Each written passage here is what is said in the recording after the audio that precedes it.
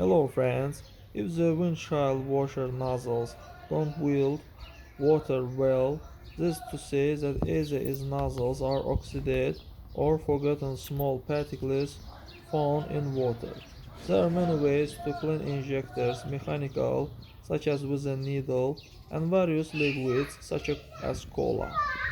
Friends, don't need to dismantle the entire system, spend time on this. The best option would be to purchase orthophosphoric acid and pour it into a tank with liquid. Dilute the liquid and use the entire tank until the entire system is cleaned. Drive this way for a while and soon you will see how the windscreen washer nozzles became better at building water.